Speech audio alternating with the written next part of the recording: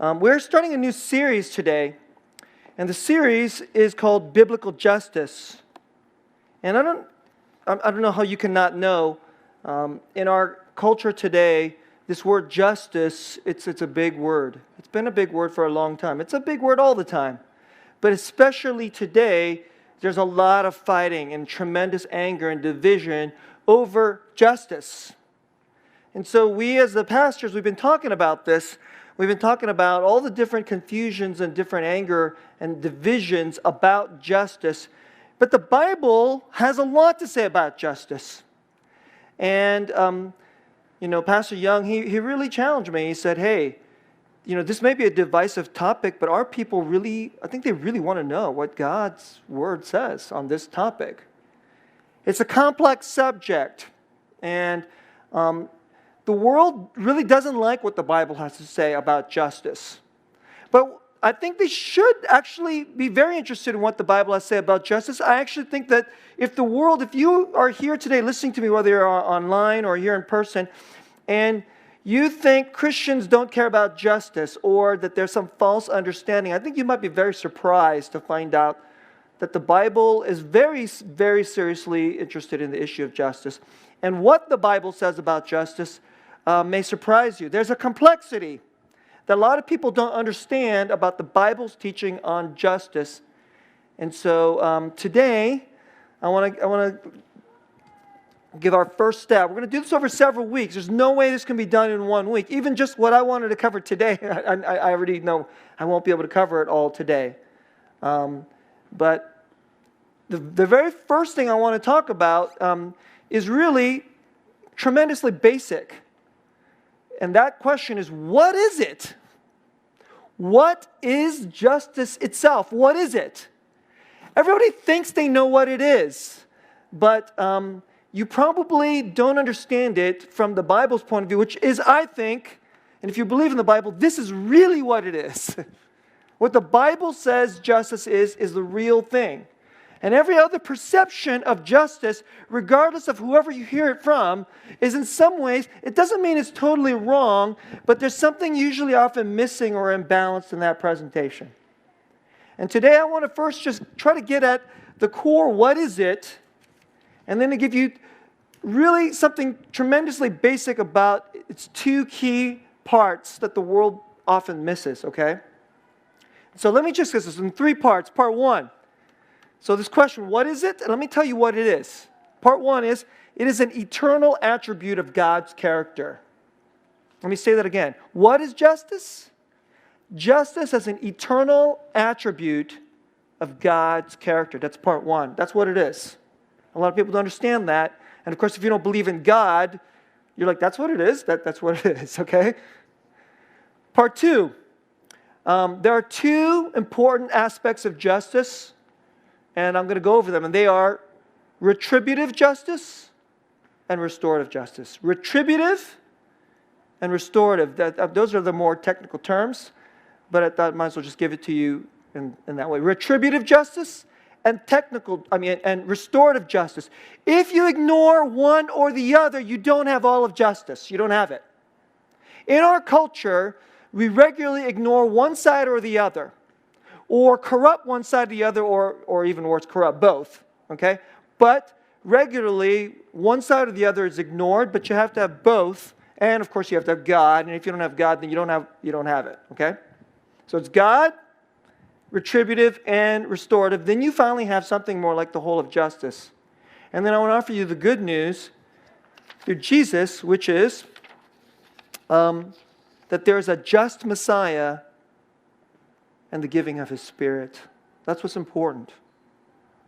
That without a just king, a Messiah is the anointed one who is supposed to reign over the whole world, and He's going to reign with justice. He's going to reign with a just and righteous character. And a lot of people think, well, isn't that so obvious? It's not that obvious. It's incredibly not obvious. And if you don't even know what justice is, and you don't even know what righteousness is, you really don't know what it is. And today, what is often actually righteous is hated. And then what is actually very unjust and incredibly unrighteous, that's actually called justice. That's very common today. And so that's why we're trying to hit on this series. And this is not to say we could solve all things. Only Jesus, through His power and His kingdom, is going to finally heal the whole world. But at the beginning, let's begin to offer you the truth. And the truth from God's Word, okay? So that's the intro. Let's get into it. Part 1, an eternal attribute of God's character. Now, if you don't believe in God, or you're an agnostic, and you're not sure if there is a God, that might seem like a very weird and strange way to start this series and start this whole idea of justice. There's a very common perception today that everybody just kind of knows what it is. You just feel it, that it is a deep human intuition. And let me tell you, that is half true, okay? That is partly true. If you are a parent, or if you ever work with young children, even if you're not a parent, you know that this happens very, very early. What will happen is, especially if you see there's 2 kids, I had a son and I had a daughter, and so you see this right away, okay? And as soon as they can talk, they say words like mom, dad, food, give me, right? Those are like among the first words. And then you hear this sentence. And it comes out, I'm sure, in every language. In every language, you will hear this. That's not fair. That's what they all say.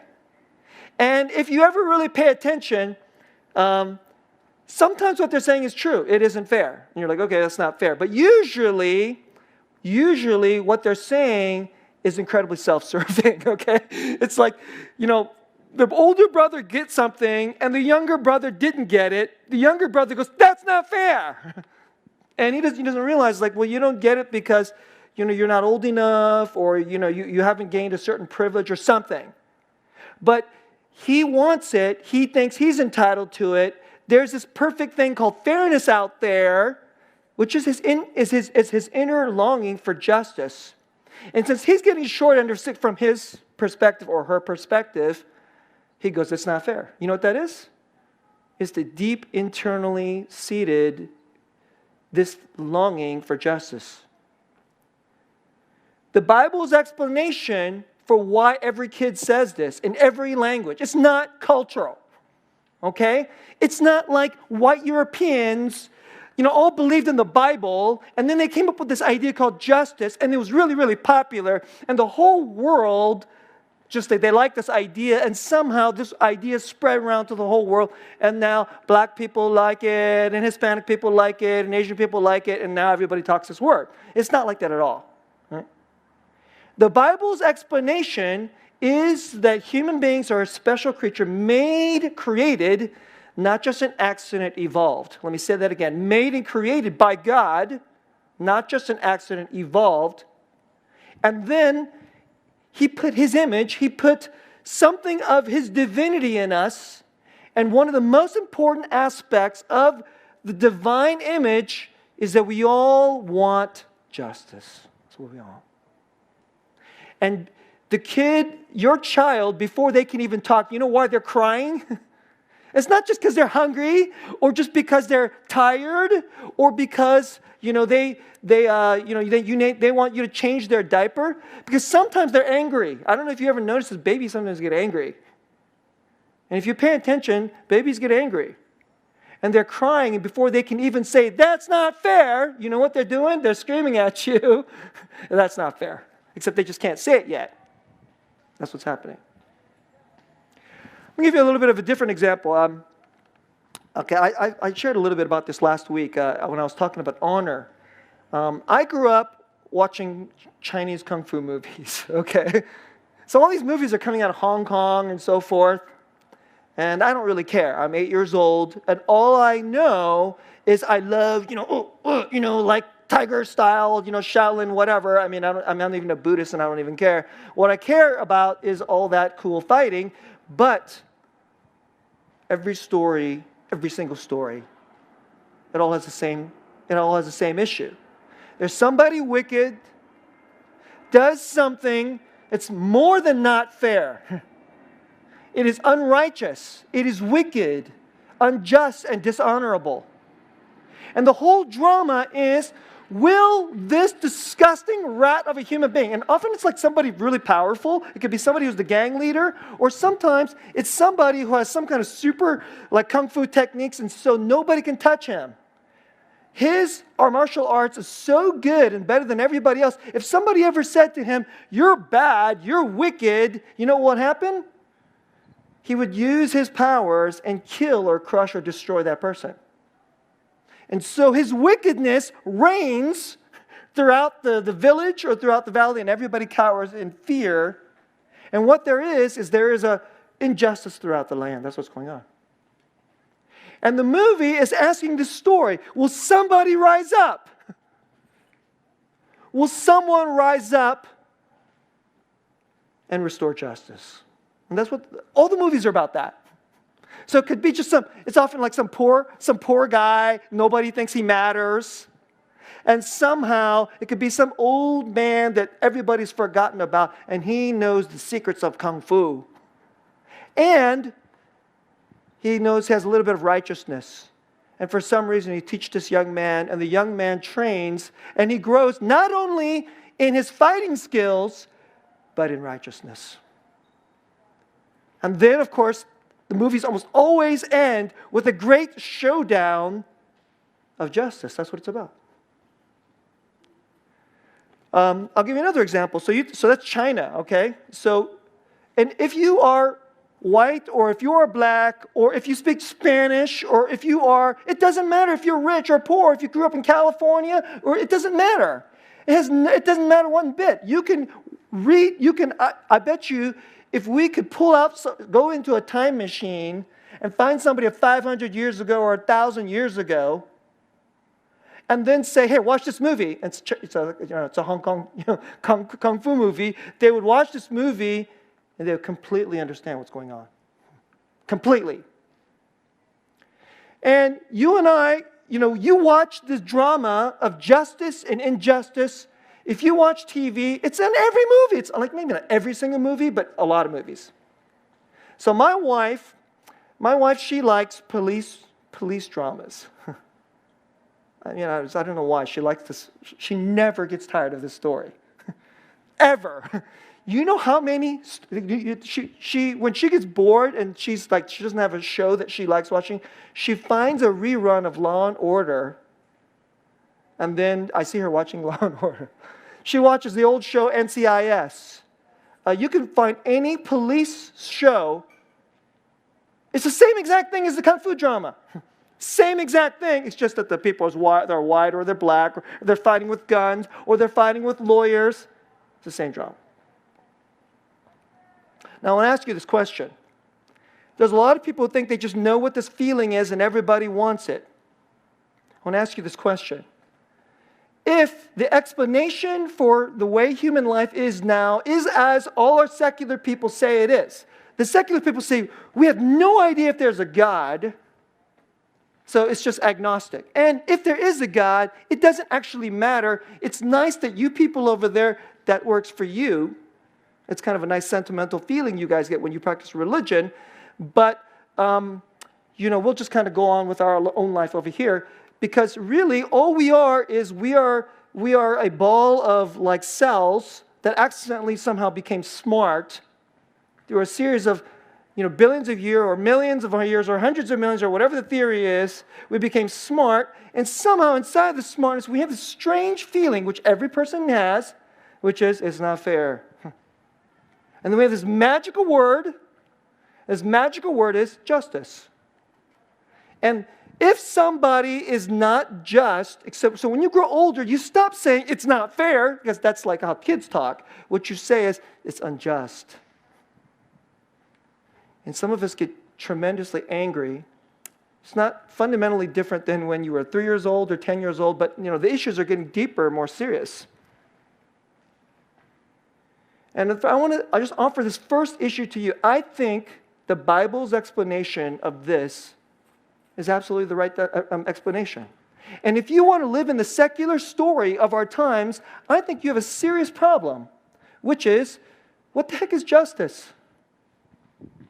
It's just some feeling that you want fairness.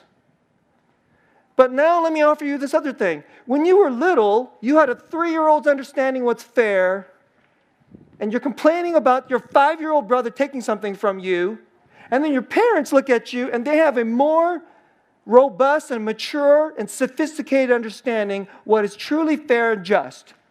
So the 3-year-old, honestly, is just kind of talking they're talking in a kind of lawyerly, self-serving manner. But let me just ask you, do you really think that somehow when we grow older and we get educated, that somehow all the people are better than that 3-year-old? Is that really what's going on? What's really going on is white people say this is just, but black people say that is unjust. The rich people say this is just, but the poor people say that is unjust.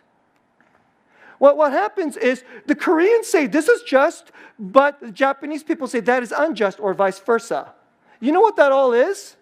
It's just the same difference between the 3-year-old and the 5-year-old. And usually what it boils down to is, one, an imbalance. There's some half-truth. Usually there's something in there that's legitimate, and something is really wrong.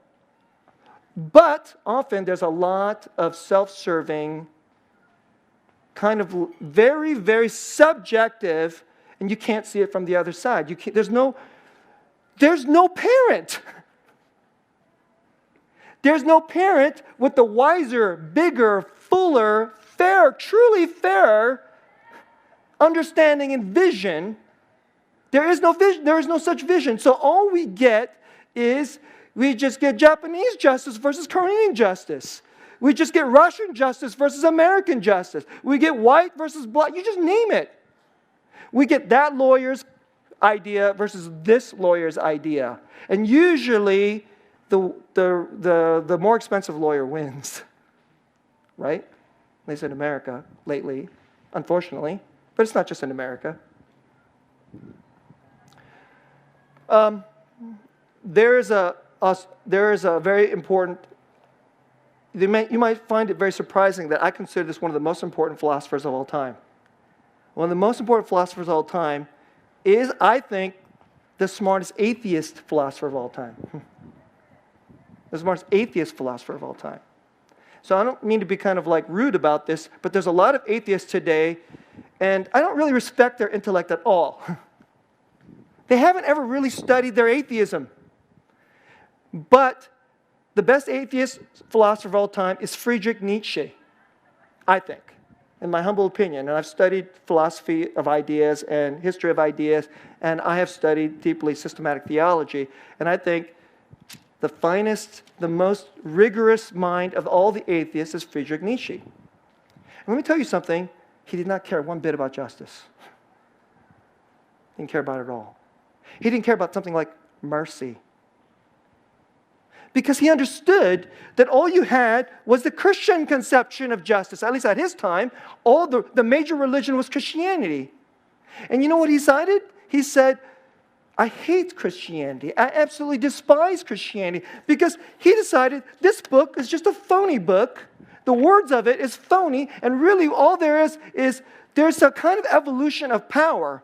And there's going to be an evolution where some human beings become higher than other human beings. They're smarter, they're wiser, they're more powerful. And he had a name for them, and that name was the Uberman, the overman, or some translated the Superman, the above men. And you know what he thought?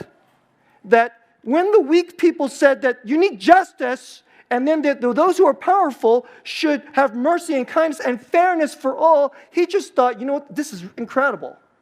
He just thought it was an ideology of the weak people to keep the strong people and keep them weak. That's what he said. The weak people came up with a clever idea. They convinced all the strong people to remain weak so that the weak people could have self-interest. See? They'd have advantage. And if you think about it from this perspective, there is no God. There is no justice over everybody. This feeling that we all have is, well, honestly, it's BS. If there really is just, we're all just accident and some got smarter, then why can't some people get smarter after that? See, he's right. He's completely right. And if some people get smarter after that, well, why can't they just kind of deconstruct the religious idea of justice, and we can have a quote-unquote real world? So this is the way I want to start this message. If you do not have a transcendent means transcends all cultures. It is not, it's above white, it's above black, it's above those who have power, those who are weak. It is above every time and every place. It doesn't matter if the person has more money or less money. There is a standard, there's a vision, there's a wisdom, which is true and pure, righteous justice. And you know what? There has to be. Unless you want to just say, well, the world's never going to just become like Nietzsche. Really? Why can't it be? If there is no such thing as real and true justice above all time and all place, above every race, color, nation, or creed, then, let me tell you, it's just a debate.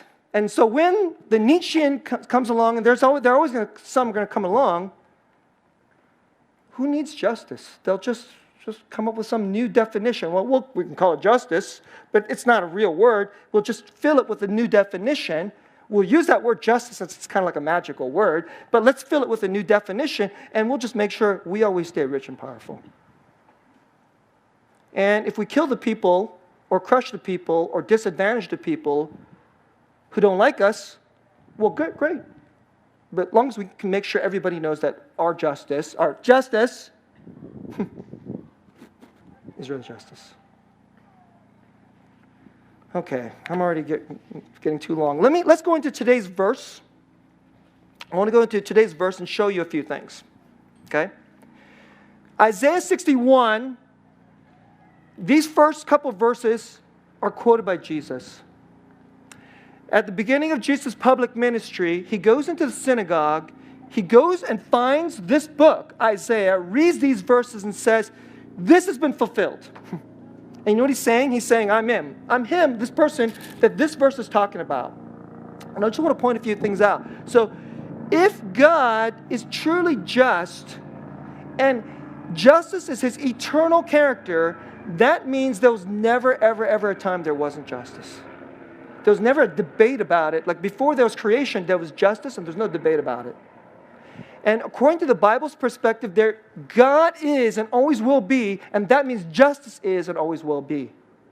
And thus, then he makes creation, and if anybody ever violates justice, we tend to think there's some kind of a rule and standard of fairness, and then if we violate that, then we've kind of violated some abstract law. That's how people tend to think. There's an abstract law. There's my vision of the abstract law versus your vision of the abstract law, and then we all debate about it, through philosophy or through culture. But if there really truly is one, and it's not just a law, it's the character of a person. It's from God. Every time we violate justice, you know who you're against? You're against God. Every time you violate justice, it is an offense. Not to just some standard, to a person. The person himself is offended and violated. Every act of injustice and unrighteousness is a violation against a person. And so the whole world is living, to get at this, under tremendous injustice and unrighteousness. And through phony justice and phony righteousness, and it's always and always a great violation and offense against God himself. And so constantly, every people, all times, all places, are constantly unjust, unrighteous, and offending God. But God gives us a promise, and let's finally read it, okay? Here's this. Chapter 61, verse 1. The Spirit of the Lord God is upon me. Remember, Jesus says this here, is talking about himself. Because the Lord has anointed me, that is, he has set me apart to be his king, to be his righteous ruler, to bring good news to the poor. He has sent me to bind up the brokenhearted, to proclaim liberty to the captives and the opening of the prison to those who are bound. And here's where I want to start with. First and foremost, we don't even know what justice is. We distort it, we violate it, and oftentimes we are held captive by falsity. And then those who live inside of falsity and have power then go into the world and hold people captive according to their false, imbalanced vision and propaganda about it. And so the first thing Jesus says is, I've come to release you from captivity. For what? Verse 2, to proclaim the year of the Lord's favor. And now let me hear this part. This is the part that we don't want to hear. And the day of vengeance of our God. To comfort all who mourn. To grant to those who mourn in Zion. Zion is the city of God. It's his place where he reigns. To give them a beautiful headdress instead of ashes, the oil of gladness instead of mourning, the garment of praise instead of a faint spirit, that they may be called oaks of righteousness. Oaks, a tree filled with justice. Real righteousness, God's righteousness. That they will be the planting of the Lord, of Yahweh, that he may be glorified. That's how it starts. Now let me just point out from here, and I don't have a whole lot of time, so I'm going to have to just give you an intro of it today. From these verses, I want you to see two things. So I gave you this intro that God himself, there's righteousness and justice in him, and he fully knows what it is. And it's always been there, and then when he made creation, and then we ran away from God, we came up with phony righteousness and half and imbalances justice, and then we impose our visions of justice through power, not through real justice. And then the world roils. And there's always going to be wars and hatred and resentment. And mourning. Mourning. That's what this passage says. He came to grant to those who mourn. He came to comfort those who mourn. I want to say two things here now, which will get to my part two, and I've got to say this in 2 minutes because I'm running about, all right? Justice has two parts. He came to restore, and he came to give retribution. Restore and retribution. One is this. You long for real justice. When you go out into the world, you see the powerful prey upon the weak. You see truly that which is wrong and wicked, and it's always winning. It always feels like it's winning. And first you fight against it, and then you lose. And then you lose. And then you lose. And then we cry. If you grew up in America, and you don't know that the world is filled with injustice, I don't really want to be overly mean about this, but that probably means you grew up pampered. You grew up in a nice suburb. If you've ever been to a city where the streets are dirty and dangerous, and the gangs run that part of town, and the people look sad and downtrodden, and there's a lot of mourning. You know, we think about that part of the city, that's injustice. But from God's point of view, the whole world is like that. The whole world is like that. The unjust part of the city, run by gangs, a lot of times, a lot of nations are just gangs. That's all they are. We have these sophisticated names for it. Banana Republic. A Banana Republic is just a gang country. And there's a lot of mourning in that country. And it's great if you can go and live in a suburb where the laws generally work and the police generally do what they're supposed to do, and the rich do not prey upon the poor. If you live in that, you're generally living in the exceptions of history, but understand that if that's what you endure all the time and therefore you don't mourn, you don't understand the world. The world is filled with injustice. And if you then grow up, and then sometimes you go into these cities and you get an education, and then you start really seeing these things, especially if you start happening to people you care about, you will cry. And so one part is restoration, restorative justice. I sometimes use a simpler phrase, positive justice. What does justice must do? There's something that must be accomplished. That's why Christianity has always a tremendous critique of the powerful and of the rich. This is why this is the most unpopular book in the history of the world. This is why this book is always trying to be controlled by governments. So the Chinese government is trying to control this. Muslim governments are trying to control this. Why? Because if people read this, they will go, wait a second, my government is unjust. And that's what happens. And then there must be a movement. But there's also regularly the rich prey upon the poor, the powerful prey upon the weak, and exploit them, or forget them, or ignore them, and treat them as often less than human. And there must be a restorative justice. Okay? But here's the second part, and I want to point this to you. You can see this in this passage too. Jesus came to proclaim the year of the Lord's favor and comfort for those who mourn, that's restoration. But he also said to proclaim the day of vengeance of our God. Vengeance. Our sister, I had to read this. I wanted to read the whole chapter. It's an incredible, profound, beautiful chapter. But just for the sake of time, I just had her read just a couple of verses. Verse 7. Instead of your shame, because once we begin to really see our society for the way there is, you know what we get? We get shame.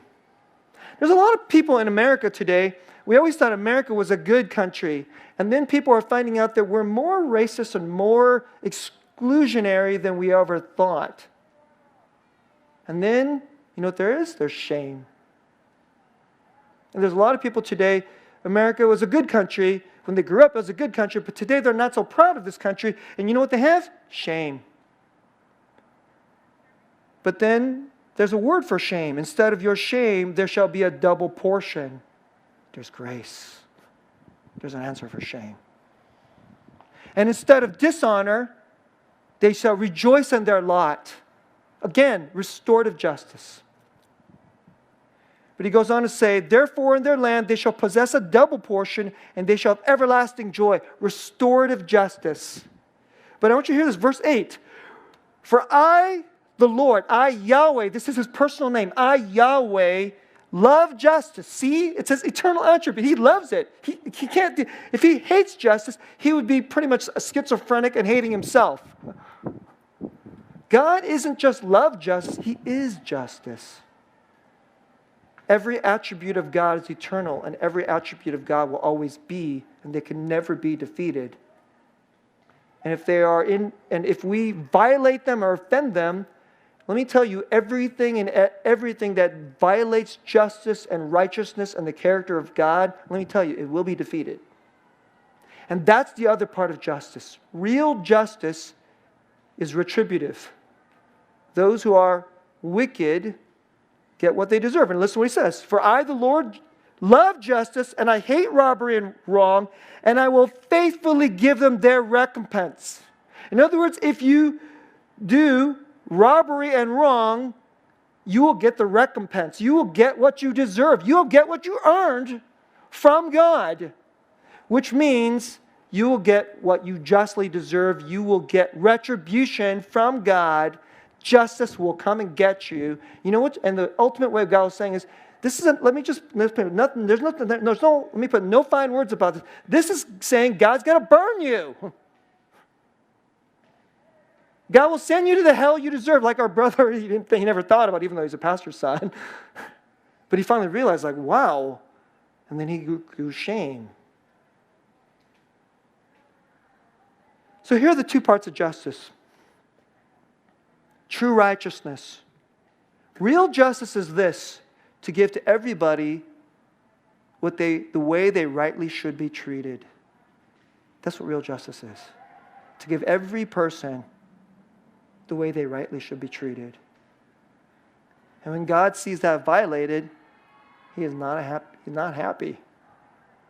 And since we think in this world that we can just get rid of God or just pretend like He doesn't matter, and because He's merciful, He withholds His wrath and the recompense which we have earned, in other words, the recompense of His wrath.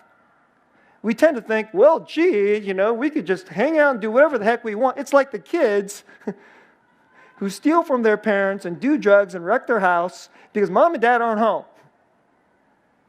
And history is the kids, the spoiled kids, who are destroying their house, and just because mom and dad aren't home, we can act like total idiots. In fact, worse than idiots, wicked. But let me tell you, we're really fooling ourselves. You really want justice? First, we do not give to people what they really should have. And so some of you really want me to talk about oppression against the poor, and I'm going to get there. You want to talk about racism and exclusion of people, of our minorities. I'm going to get there. Okay? And I assure you, God cares about all those things, but before we get there, you should seriously think about retributive justice. You and we, as a people in our life, have we really given everybody the way they should be treated? In our systems, we as a people, and you as an individual, have you really looked at people, your attitude towards people, your treatment of people, the precious way they should be treated? And if you really, really think about it, we're all under the wrath. You can see, I hope you're starting to think, gee, I wonder why the pastors don't go around preaching justice. Because the first thing I'll have to teach you is, we're all going to burn, and you deserve it. That's what I have to teach you. The day of vengeance. There'll be a day of vengeance when all the kids wrecking the house of God will pay. Okay, let me close. I want to close with, there's a God of justice. And His full justice. I'm going to give you this verse. So this is also from Isaiah chapter 42. And it says, behold my servant. The servant is the Messiah. It's the King. And there will be a servant who God sends. And listen to this. Listen to this promise. Isaiah 42 verse 1. Behold my servant whom I uphold, my chosen, in whom my soul delights. I have put my spirit upon him, and he will bring forth justice to the nations. All the nations. He will not cry aloud or lift up his voice or make it heard in the street. A bruised reed he will not break. You see, there's some people, they're like bruised reeds. They're wounded and they're barely alive. But he won't break them.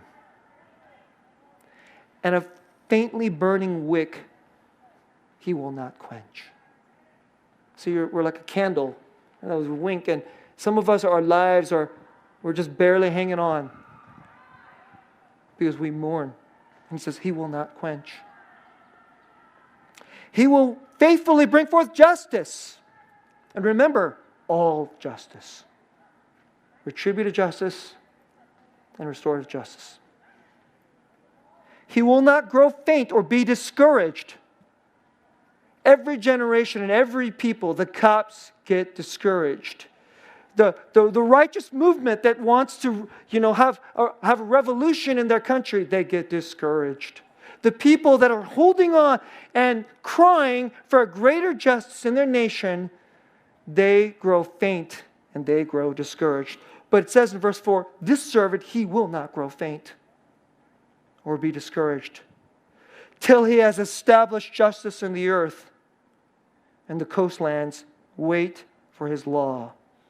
Thus says God, Yahweh, the Lord, who created the heavens and stretched them out, who spread out the earth and what comes from it, who gives breath to the people on it, and spirit to those who walk in it. So let me close today, and we'll unpack more of this in future weeks. God made the world, and then He put special creatures on this world. We're not accidents. We're made in the image of God. And history was intended so that human beings would have dominion and reign over the earth. And how are we supposed to reign over the earth? With justice. Like God. In His image. But we did not. Instead, we regularly reign over the earth with phony justice, half justice, and injustice. And there's regularly mourning. And people fight. And then there's history is just regularly, again, these guys are trenching, and then these, okay, and then they fight. Oh, and then they fight back. It's like we watch movies today. It's like one mafia group is winning, and then another mafia group is winning, but you like the mafia group one better because they're a little nicer. So then that's justice. I mean, that's kind of like, even the movies we watch today, that's what it's like. But there'll be one who does not grow faint. And let me close by telling you how He will make justice reign over all the earth. He does not grow faint because we're so bad that even our righteousness is often in unrighteousness. And even the best governments, America is a good country, but it's only relatively a good country. It's just kind of like relatively been better than so many other countries. And it kind of works. And it's more and more not working. But it doesn't mean we've truly been just.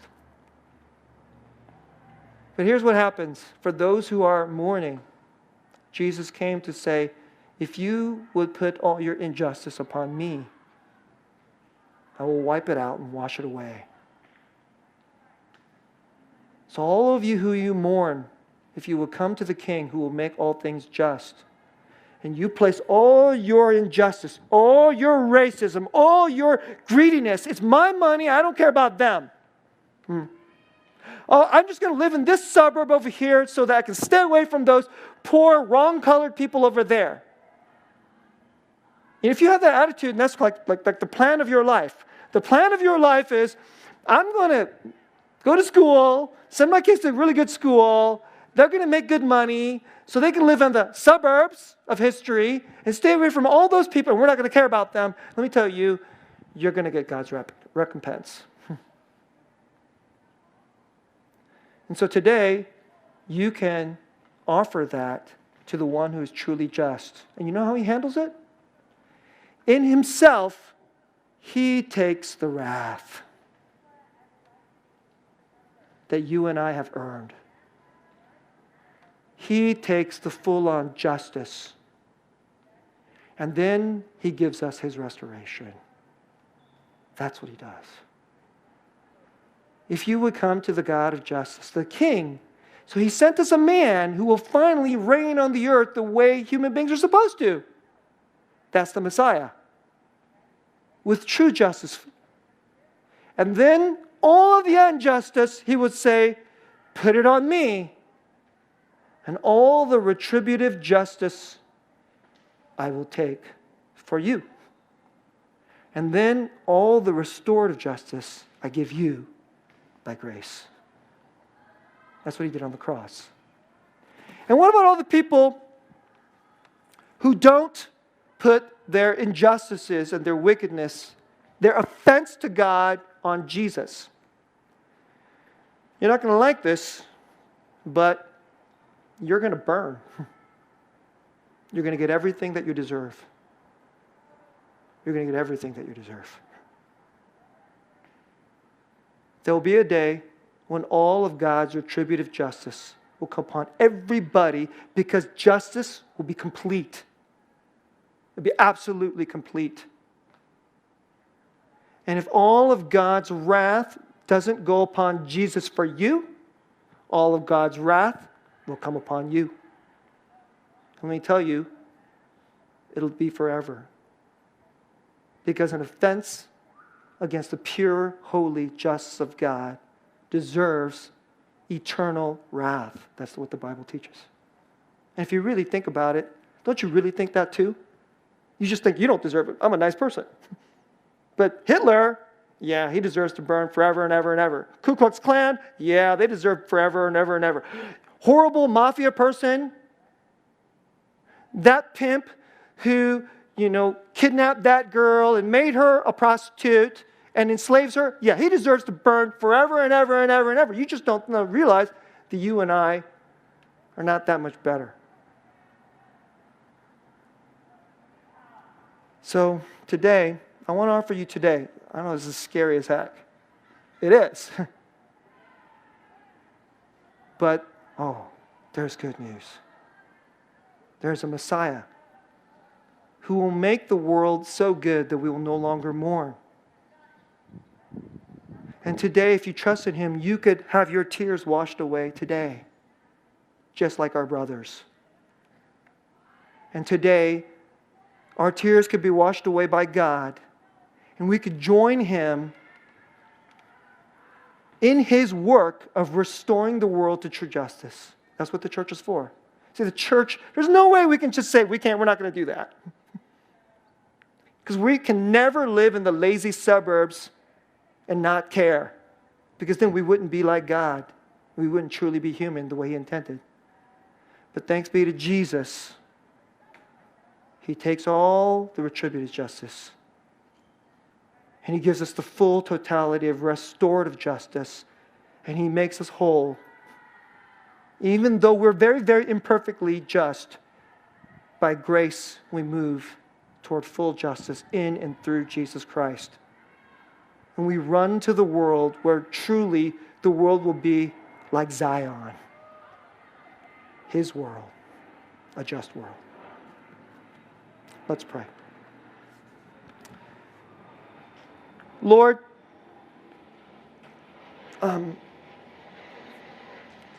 such an incredible day of worship. And yet, I trembled to give this message. I trembled, knowing we are all guilty. And we are all under shame. And if we weren't so delusional and so pampered, or the word that's said today, privileged, we would mourn. But thank you that you give us the oil of gladness for our mourning through Jesus. And your mercy is renewed. And your wrath is held back. And as long as we live today, we can turn to you. We can turn to the God who is truly just. And thank you that you would take all the justice that we deserve upon you, so that you can give us all the good and righteous and restorative justice that we could never have earned. And so, Lord, today, if there's anybody here today who has never given their life to that truly great good news, today, would they say, Jesus, forgive me and wash me and take the wrath that I deserve and make me truly an agent of your justice and to live inside of you and for you. And I pray that we would have great joy. And like you, we would not grow faint or weary, and we would not grow cynical for sure. Live in you and with you for real justice. In Jesus' name, amen.